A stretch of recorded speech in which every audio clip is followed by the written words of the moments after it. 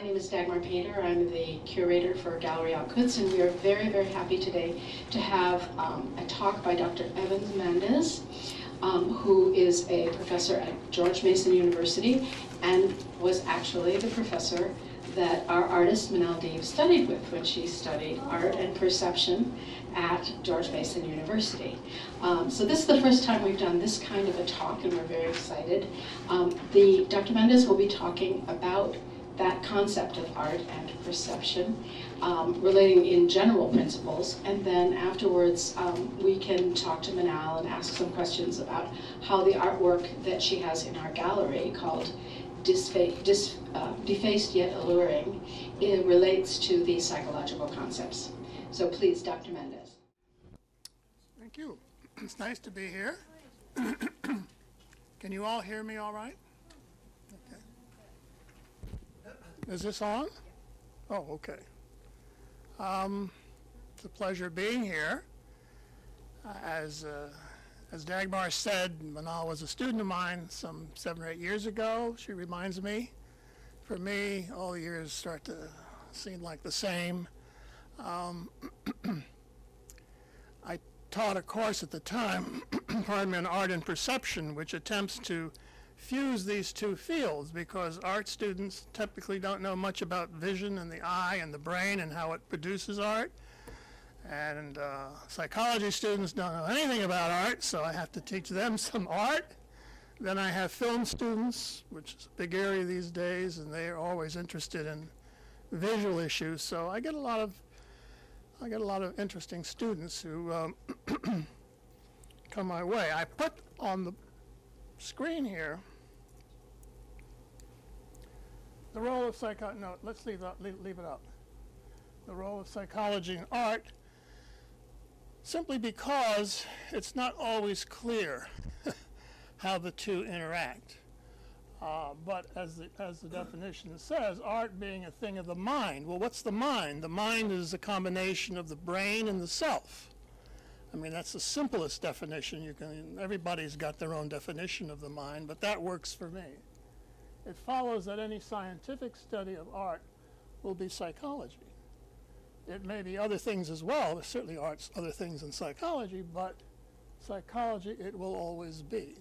And this is what I kind of start any kind of presentation with, so that I get people to sort of buy into the fact that all art is produced by artists and that what they produce is largely a function of what their mind tells them to produce. And what controls that mind are lots of things, including obviously the brain, people's feelings or perceptions, their emotions, which play a huge role in all of this, and the time in which they're living. Okay, can I have the next one? This is sort of my outline. There are about 3 or 4 different ways of looking at how psychological approaches to art. Psychophysical approach is one, and I'll talk a little bit about this. Cognitive approach, which is popular today. The psychoanalytic approach, which is really deals mostly with surrealism, and existential phenomenological, which is kind of where Manal's work resides. But before I go into the outline, I want to talk a little bit about imagery, because that's what a lot of art's all about. Creative people have lots of images, visual images. And we're living a time in psychology today where we know a great deal about imagery and how imagery works. For most of us, imagery is a little picture in our head that we have of things that happen all the time. For artists, this is often, they're flooded by visual images constantly, some of them anyway. And it's hard to pick which ones they want. Even creative novelists have visual images. They can see the scenes that they're going to write about before they write them. They know what's going on. I was reading in the New Yorker about 3 months ago about this mathematician named Chang, I think. He teaches mathematics at New Hampshire University. He's been working on a problem for 10 years. a difficult problem, obviously. No one has solved that problem until finally Chang solved it. And whenever you do in mathematics, when you solve a big problem, you submit it to a journal, keep your fingers crossed, and hope they'll publish it. Well, he did just that. The journal, the Annals of Mathematics, I think it was. They sent it out to 2 referees, both of whom worked independently, took 6 months to go through the proof, Chang's proof, and both independently said, he's got it. It's solved. Well, you can imagine how joyful it was for him. But the point is, someone also asked him, how did you get the solution to this problem? Well, I take long walks and I see number images all the time through my mind. And at some point, these numbered images start to fall together and help him toward the role of a solution to his problem. So this is how imagery works. It's not just something that painters do.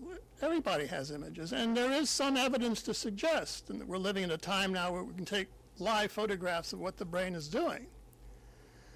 We're living in a time that we can see, actually, when you look at an apple, what's the brain doing? Well, it produces an image of the apple in the back of your visual brain is in the back of your head. Okay, we've got that image. Now take the apple away and I ask you to think about an apple. What do you get then? Guess what? You get another image, sort of like the first one, but more fragmented. So there is a physical basis for these pictures in the head. And these pictures in the head depend upon how much brain is working there, because in one case, they actually did a study of an individual who had a massive tumor in half of her visual brain that required that it be removed. And when she did the apple study, the apple was smaller. It reflected the amount of tissue loss, but not the image itself. So imagery plays a central role in creativity. We think about how ideas occur to us. We can't plan when we're going to be creative. These things happen.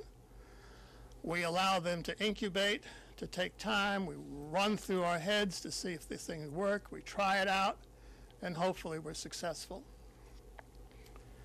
Okay, having said that, let's look at ways in which psychologists, others have studied the way in which art appreciation takes place. Certainly the oldest idea is the golden section. It goes way back to the Greeks and Romans and precedes even them. And the idea may seem a little funny to you, but what they argued is if you take any straight line, or any image you want, the most aesthetic way to deal with that is to divide it 0.61, 0.39. That's called the golden section. 50-50 doesn't do it. 70-30 is not the same.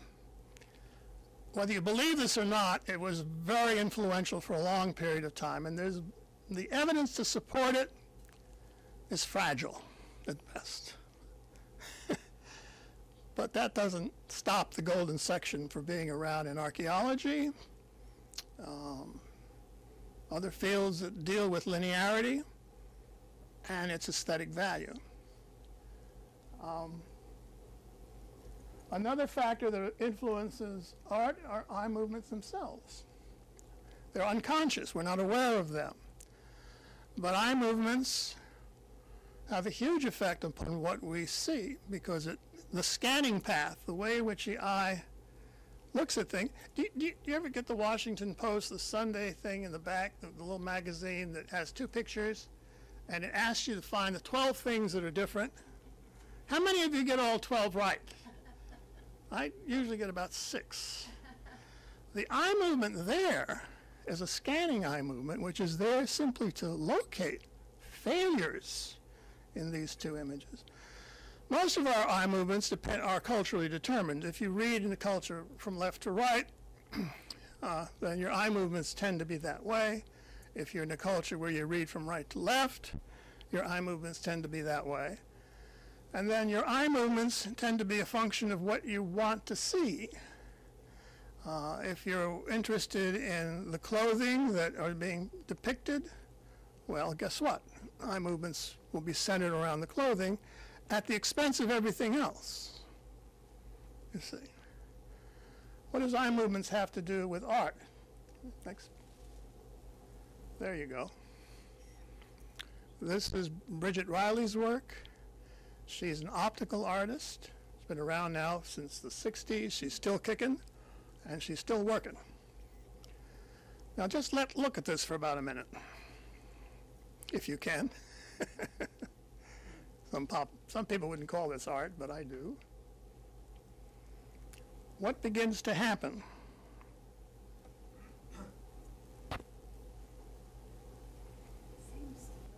It seems to move, right. That's one characteristic of all optical art. The longer you look at it, the tendency for it is to move. And it's called induced movement, but it's no different than real movement, because if you measure the movement cells in the visual system, they operate at this just as much as they operate seeing real movement. Why? Well, vision is a sense that abhors redundancy. So if you force it to be redundant, as looking at this, then it'll react by inducing movement. We sometimes call this the funeral parlor illusion, where the grieving people are sitting in the funeral parlor, an open casket, and staring at the deceased. And then suddenly someone gets hysterical, because what's happened? He's moving. This is why.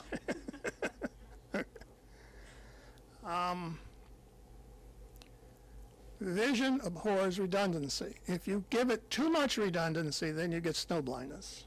Those of you who are skiers have certainly heard of it and hopefully not experienced it, because there's nothing more redundant than constant snow, and you have nothing else to look at but constant snow. And if all I had was this for you to look at, and everything else was blocked, within 5 or 6 minutes this would disappear, and you wouldn't see anything. So, eye movements themselves can have a profound effect on how we appreciate art. Let's see. Let's go back to the,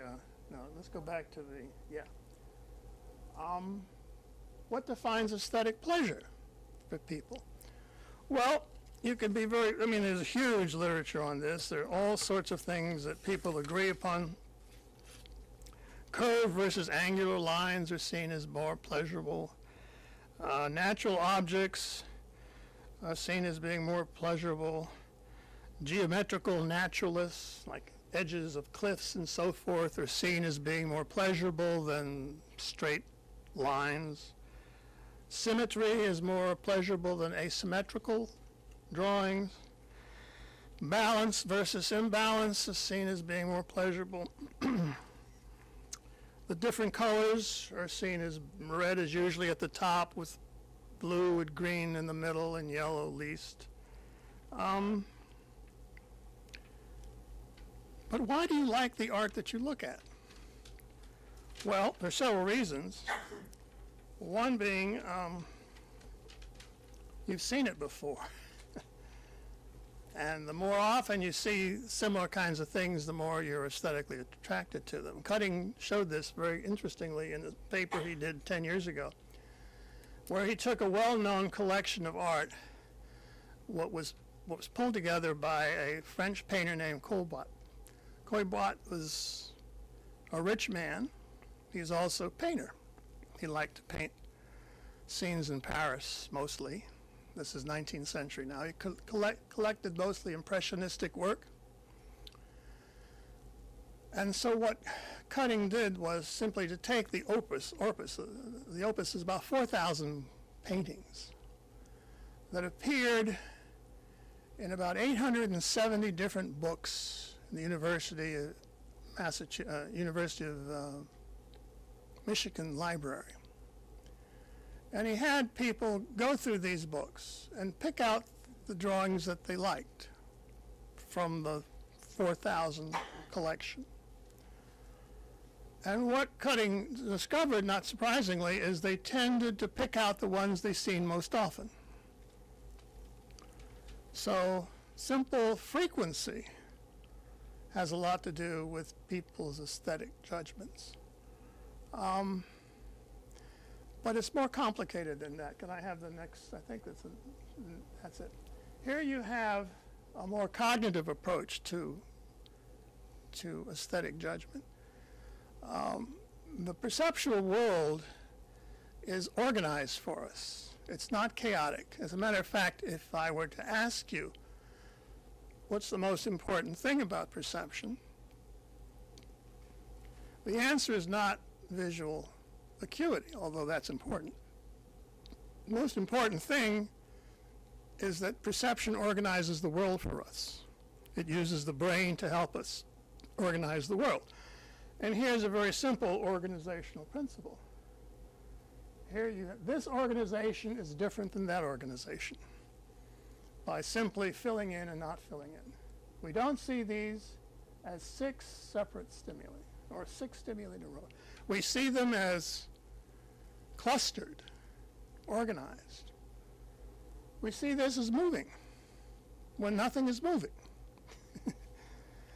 Okay? And what Berline seems to say when he talks about cognitive interpretations of aesthetics is, he says, you know, there are a lot of things that pull together to make people choose what they like. Complexity of the stimulus, complexity of the art is an important one. Novelty is another important one. Sometimes asymmetry is important. All of these count because they are beyond the next step. And that's one thing I try to teach art students to do, is make your work interesting. The average time a person spends, the normal museum person spends 22 seconds on a picture in a museum. How do we know that?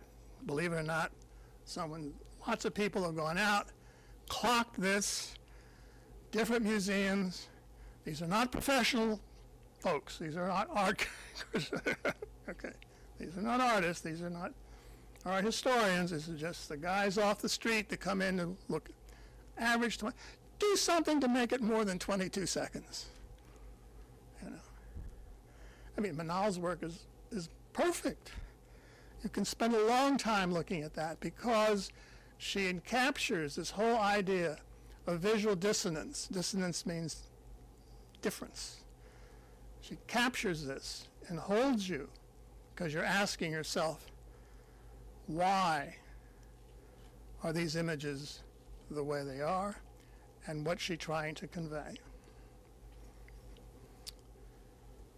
Okay.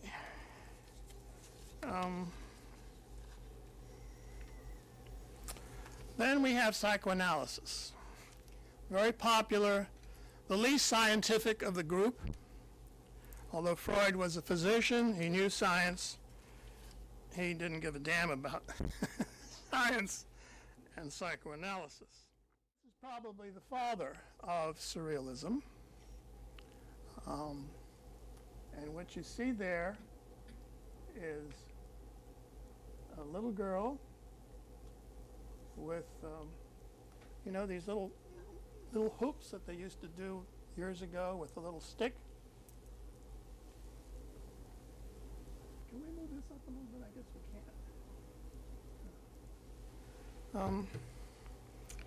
can. Let me check on something because I think part of it's a little missing.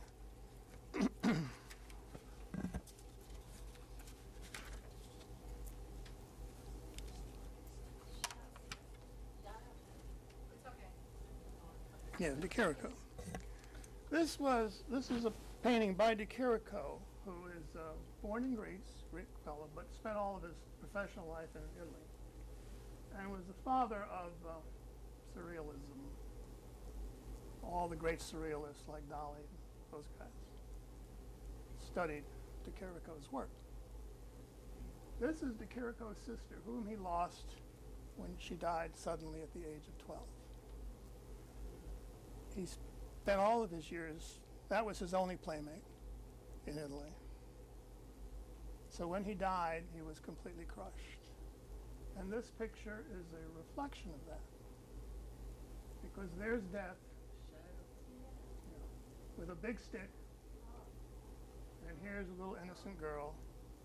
And here you can't see this very well because it's out of proportion. It's, you know, this is beautiful, but this sticks out.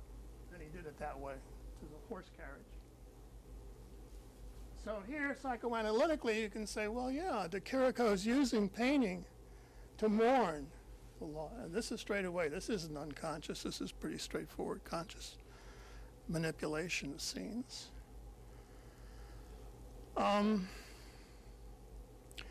What Freud said was that painters use two defense mechanisms pretty exclusively in their artwork. He looks at artwork as playfulness. So that's what he called it. What a wonderful profession you have because you can play at it. Most of us can't play at our work, but artists can play with ideas. But he said the two defense mechanisms that determine how they play are sublimation and repression. Now, defense mechanism is a way we define as protecting the self, the things that we do to protect the self. Rationalization perhaps is the best known, okay? We rationalize things because we probably can't have them and they're too expensive anyway, even though you've got a ton of money you don't want to spend, okay?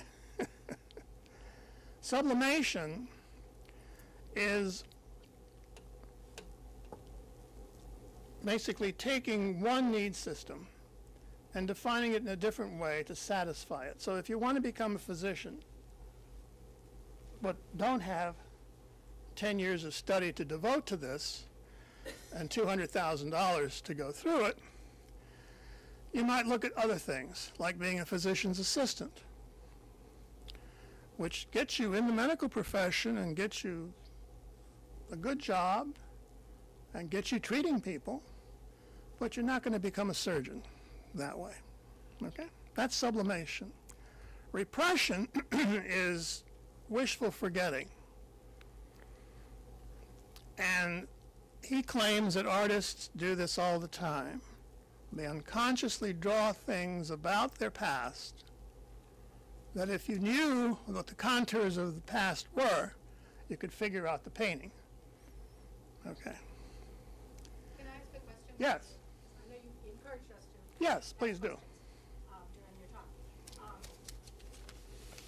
A lot of what we see in Palestinian art and like Manal's work, for example, I think is neither of those two things. I think it's No. A lot of, No, not at I'd like all. to get you to address this idea of the artist reflecting the pain of the outside world that they are either participating in or by force not being able to participate in. I mean, Right. we have a lot of this kind of situation with, especially with Palestinian art Right. that we show here, because they're not necessarily being able to live in that country, Right. but their art very much reflects a sort of an outside pain and a way of translating that to the desires of the. No, and you're the pain that they absolutely feel. right. But let's hold that idea for a minute and go to the fourth stage, which is phenomenology and existentialism, because this is where Manal's work really falls.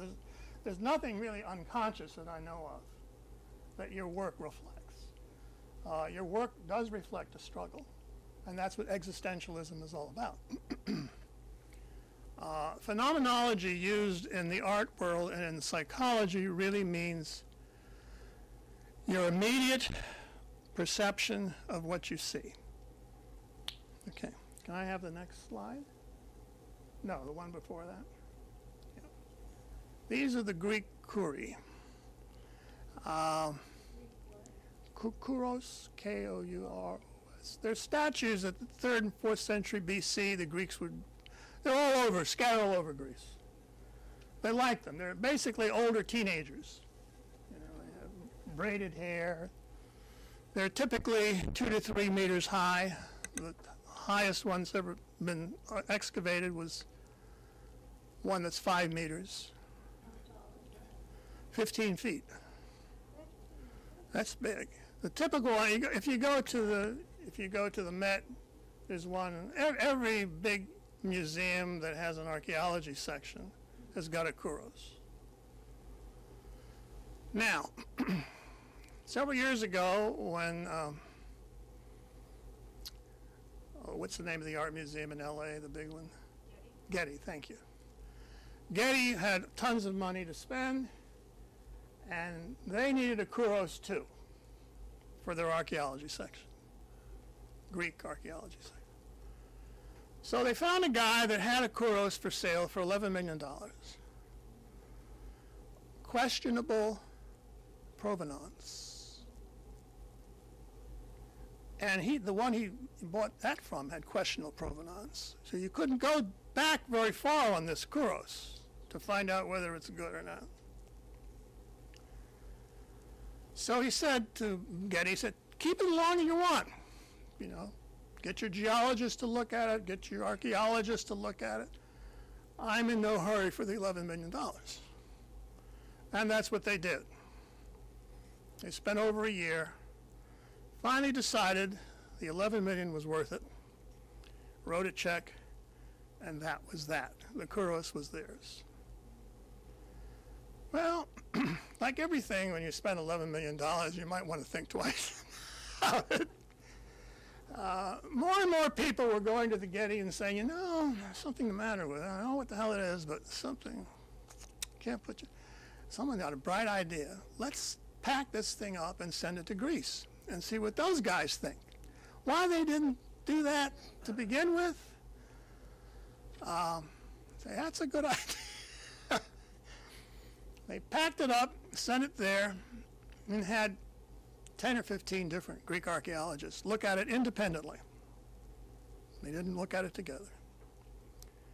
And to the person, they spent 2 or 3 minutes. That's why this is phenomenology.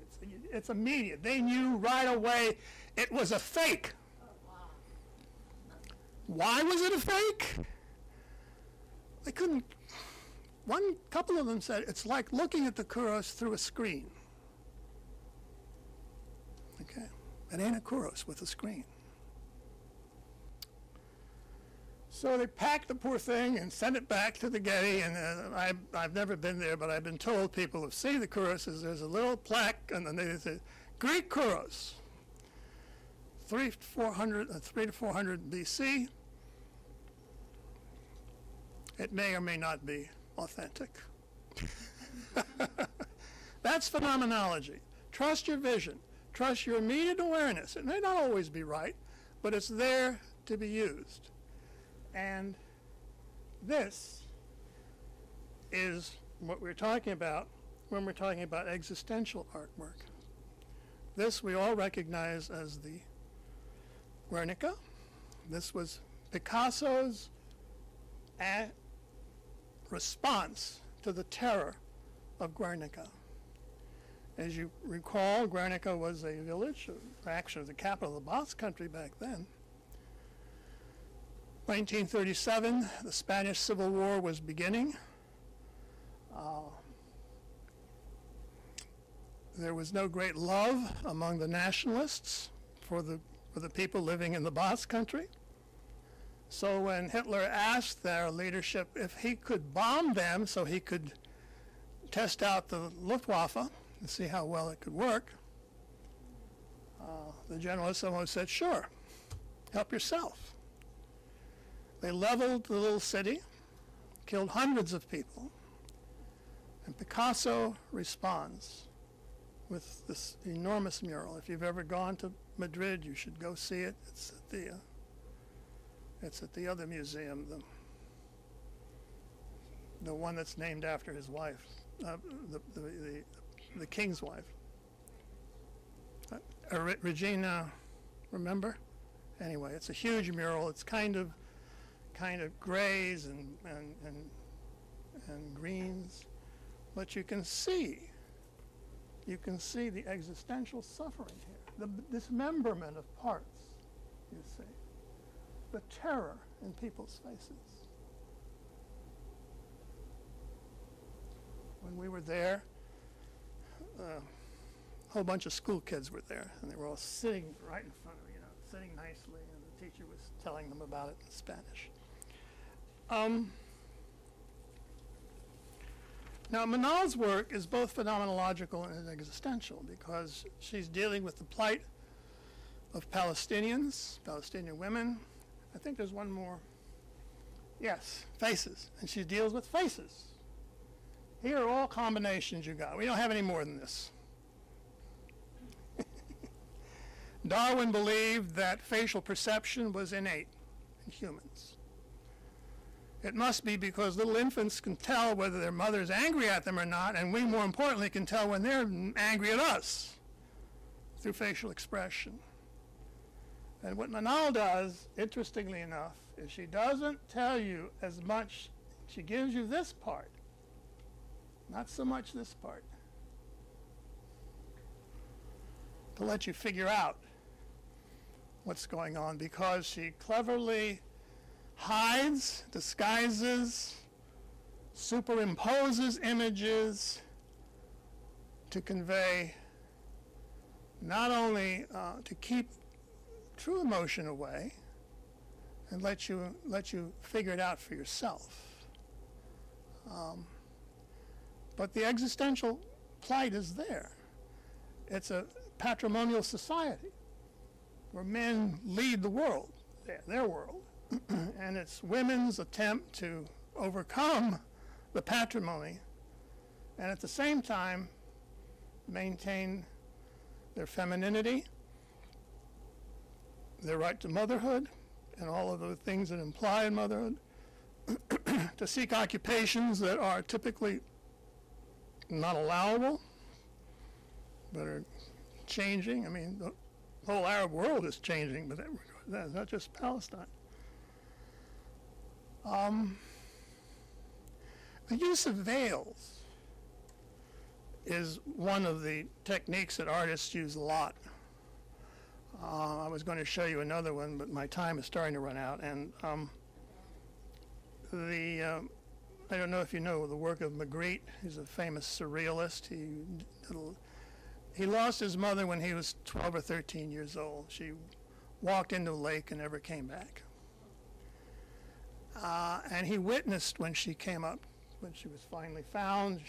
But 3 days later, her body was brought up, and he saw his mother, and she was wrapped in veils. Her nightgown strewn around her head. No wonder that a lot of Magritte's work has, guess what? Veils. He was the least psychoanalytic, and if you ever mentioned that term to him, he'd throw something at you. He said, my work is not unconscious. My work is fully conscious. It's not driven by sexual innuendo or anything. He was, because he lived at the same time, a little later than, he was more 50s and 60s. But you can't convince me. That's not an interpretation. Yes. Here you go. Very good example, because here, once again, you have the occlusion here. Covering up. Occlusion means to cover up. Look at the eyes. Look at those eyelashes. Incredible. Wow. Doesn't it? You do get lips. You get all this veiled.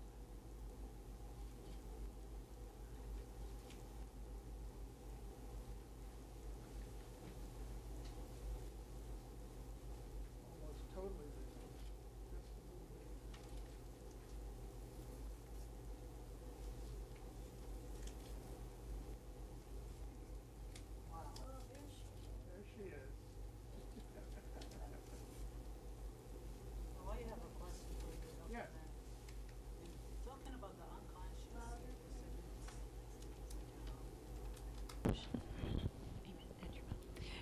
You mentioned the fact that my artwork is more of existential, and I think it has to do with the unconscious too, and the surrealism part of it, where it's like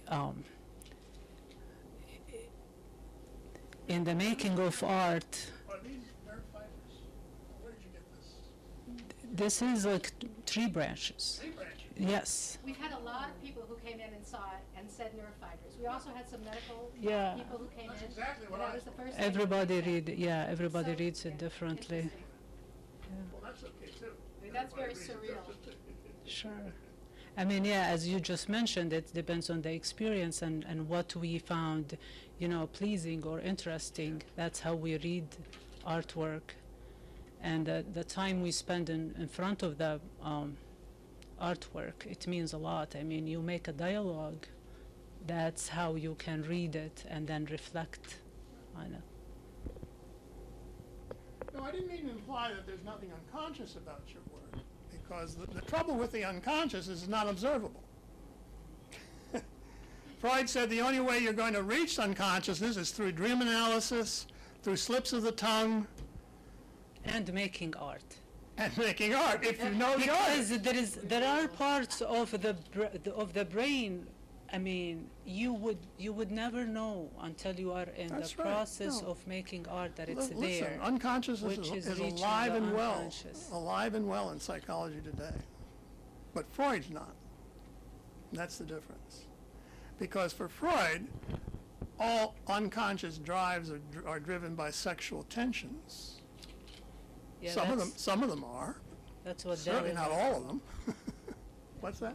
I said that's why Dali. I mean, Dali. the works of Dali is all that. Right. Yeah, with Freud. But you really had to know a lot about Dali to be able to figure him out, and even that's, we still won't know. Have any of you been to the Dali Museum in Tampa? It's quite a display. Can you go back one? Yeah, what's that? Yeah, can you talk about that a little bit now, the image, and then we can sort of analyze it a bit? Me or This Dr. one? Mandes? Yeah, Manal. Yeah. What were you?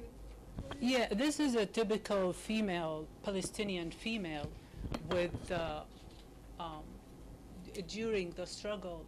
I mean, tend to put the kufiya on, which is like a symbol, really a symbol of a Palestinian woman, and that's how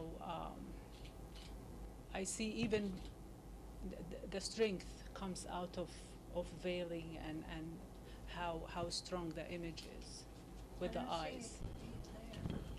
Patterning on The pattern, on yeah, the face, around the and if you eyes. look carefully, it's somewhat abstracted, but if you can see, if you know what a kafaya looks like, especially the black and white ones, the entire face is sort of shrouded in. The only thing that's not covered is the eyes. Yes. This is all shrouded.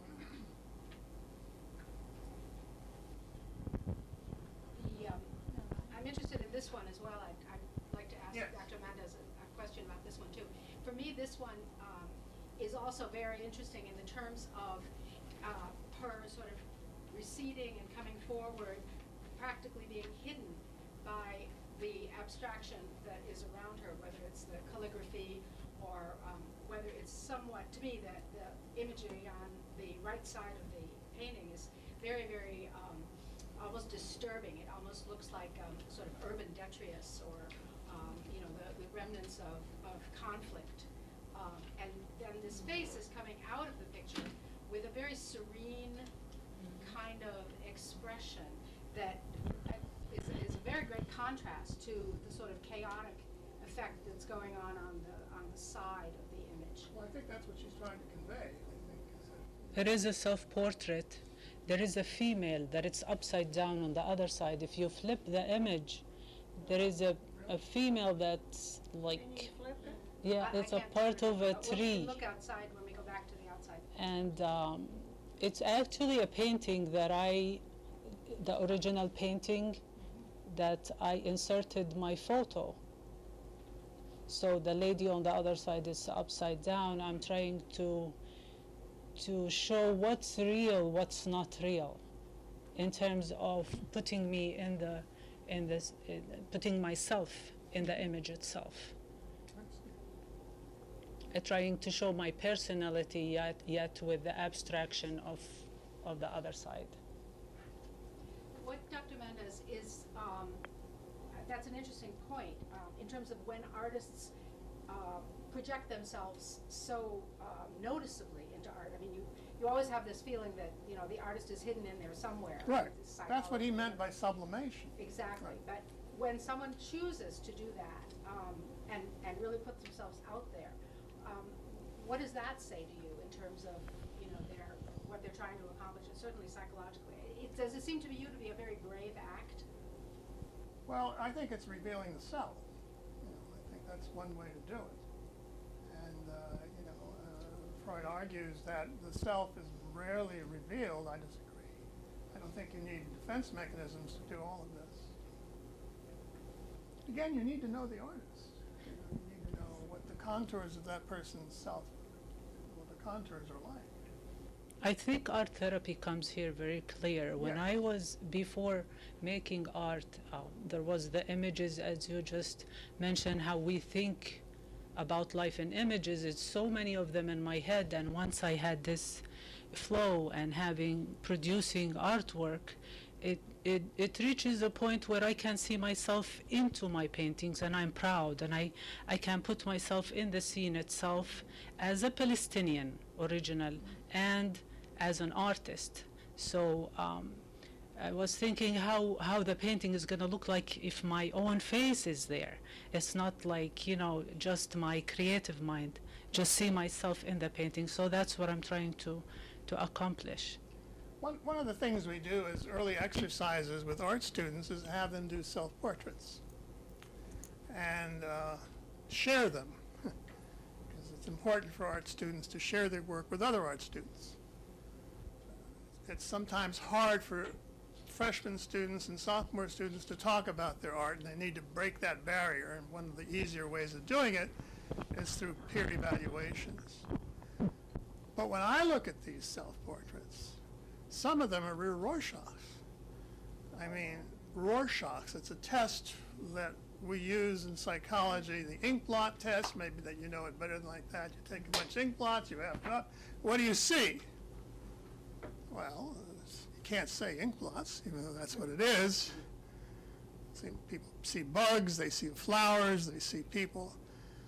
But some of these self-portraits are destructive. You know, you have to wonder what's making this poor person tick. Yes? Do I see Arabic writing in scripture? Yes, some of It these. is, Yeah. yes, Arabic. Yeah. yes. I do use calligraphy in Arabic language in my artwork, yeah. Are we done, Dagmar? Any more questions? Yeah, I first of all just want to, because we have a few more minutes left, I'd very much like to open it up to the audience for a few questions if you have them, either for Dr. Mandes or for Manal. I appreciate it if you use this because we're still recording. Anyone have a question? Just one moment.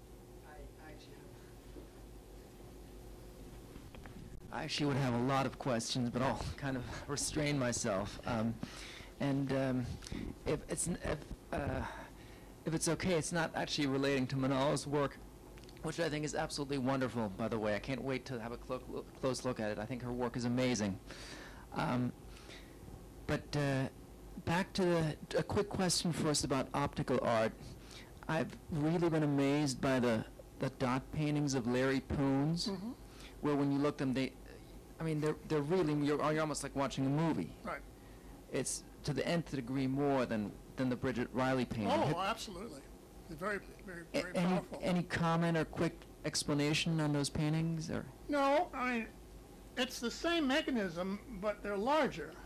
And the size of the image does make a difference in how effective the optical art's going to be. And can I ask one more? The other one is for a long time I've wondered if anyone has done the following experiment. If anyone has, say, done a purported exhibition of the paintings of a famous painter, say the abstracts of Gerhard Richter, for example. All right. It's not even, it wouldn't be even important if they were real Gerhard Richters or someone who did these paintings in the style of Gerhard Richter. But you did an exhibition of these paintings, and then you would have two groups of, say, 50 curators, well, established curators, art museum directors, gallerists, sample groups of these two equivalent sample groups look at this work. One of whom you would say these are the real Richters. These are, you know, his latest work. The others you would say, well, this is a talented graduate student working in the style of Richter. And I'd be very curious how. Could they tell the difference? Right. Well, how would they react to the work? My guess is that they would evaluate the work of what they thought was the real Richter inordinately higher than if that was the work of a graduate student. Yeah, that has been done. It's done more than once, and the data aren't quite as revealing as you suggest. Part of the problem is that you're putting a perceptual set into people. You're telling them what they're supposed to, you know, what the issues are. If you hadn't done that, you would probably get results that more aligned to what you're hoping to get, because the mind has a way of influencing what the eye is going to see. And we can't do anything about that. I wanted to ask you a question about familiarity. You were talking about the fact that people tend to like things that they've seen before. And, you know, again, bringing back the topic to some of the things that Manal does, do you think the fact that the human face, and a very beautiful human face, is part of this image, which is also very, very disturbing and not something that someone has seen before, do you think that that makes the work more approachable, and that people would be more willing to look at it and try to decipher what the deeper meaning is? I think so. I don't think a problem with that. I mean, the human face is what it is, and you know, we live in a visual Niagara of human faces every day.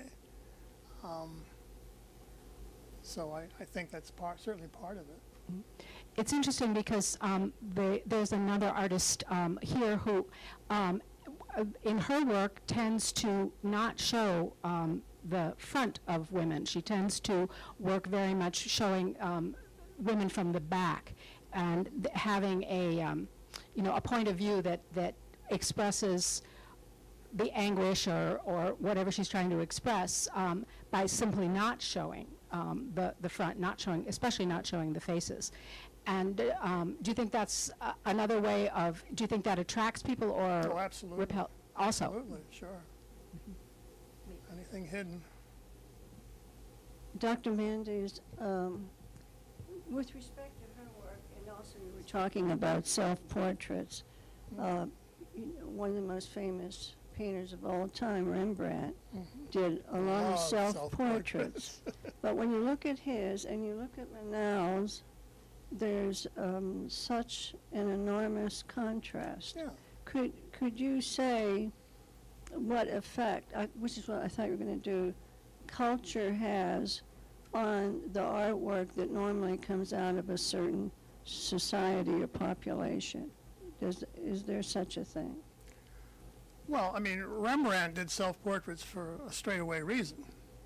He did them all of his life. Young Rembrandt, middle-aged Rembrandt, old Rembrandt. So there's nothing unconscious about his motives. What Manal is doing here is doing something very different, which is to communicate a message that Rembrandt has no message to communicate, except here I am. I'm not answering your question. Well, I'm just wondering if a certain style might be pervasive. I see. Yeah. Is she representative? I really am not an expert on Palestinian art, so I can't answer that. I mean, she's probably better at it. I think it has so much to do with the culture. I mean, telling a message or giving out information on my culture that has to do, let's say, with using calligraphy on my face or on a female face. It means that there is a language, there is a very strong language that it's Arabic there, but you cannot read it, but it's so beautiful. Just like the face you see, or half of the face you see. So I think it has to do with the basis of what you have learned ever since, you know, you were little. And it shows a lot of that culture in there. The one that you have with the trees, Right. is that representative of all trees? Is there a message there because it has such a, There it is. you know, such a profound impact on the economy? Did you say olive trees or all trees? Oh, well, these olive look trees. like olive trees to me. Are they? Sure, I mean, What's the intention? I have a very good relationship with trees, let's say fig trees. I used to play around fig trees when I was young, and I did so many artworks that has to do with trees and the skin of the trees in some cases, and But it's you don't have the politics of olive trees because there's so much politics in any of your paintings. I think art is all politics as well, if you want to look at it that way too. I mean, Yeah, I think some of Manal's earlier work, also the first exhibit that we did of her work, was very much about that. She actually had real bark, and there were faces that were coming out of the trees and the bark. And you're correct in saying that the olive tree is an integral part of Palestinian culture, that Palestinians really define themselves as that is one of the most potent symbols in Palestinian culture and in Palestinian art.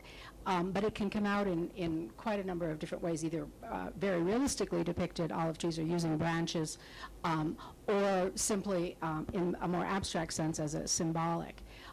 There's been a lot of discussion lately about, because there are a number of biennales that are starting now, about Palestinian art and whether there is a cultural component. And it's a very difficult question because a lot of the artists wish to define themselves first as artists, but they cannot and do not wish to escape from the reality of what their culture is and what they are portraying. So being defined that way and sort of pigeonholed that way, some of them really don't want to be defined that way, others embrace it. But they all agree that what is going on in their culture, and certainly as part of the occupation and other issues, comes out in their work one way or another. I think it's the base of the soul that you cannot escape. I mean, for an artist to be from that part of the world, it's going to come out naturally. You cannot just escape that.